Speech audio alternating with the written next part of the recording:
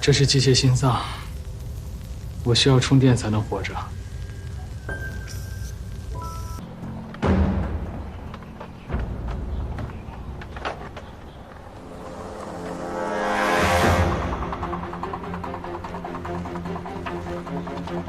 你真的对痛觉不敏感吗？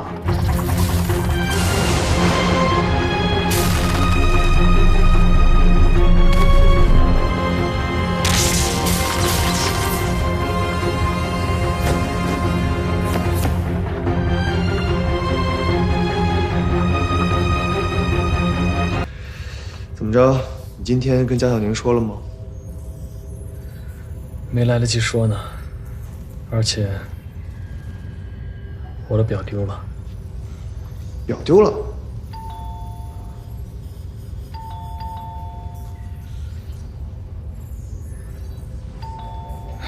可能表让江小宁捡到了。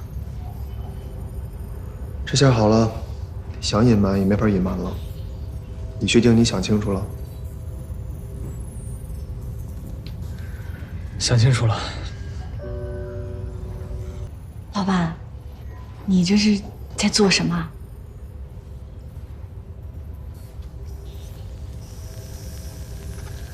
这是机械心脏，我需要充电才能活着。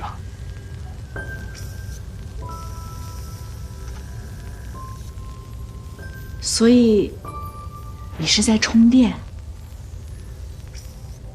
对。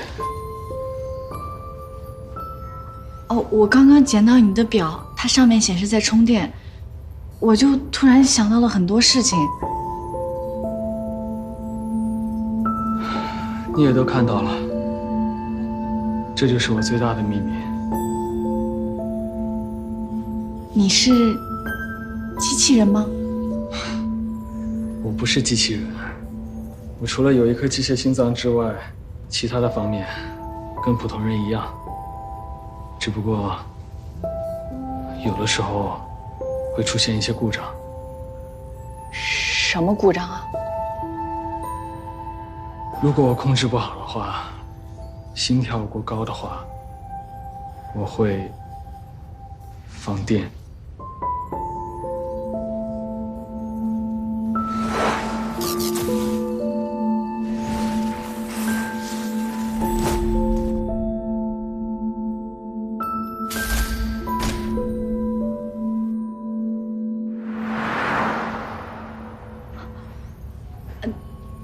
所以你弄坏汽车，电飞和声，还有我。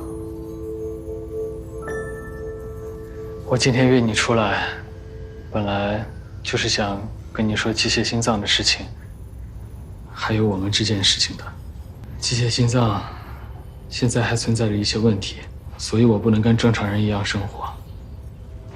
不过前几天啊，研制机械心脏的博士跟我说，他会在3个月之内解决掉机械心脏所有的问题。也就是说，我除了需要充电之外，我会跟正常人完全一样的生活。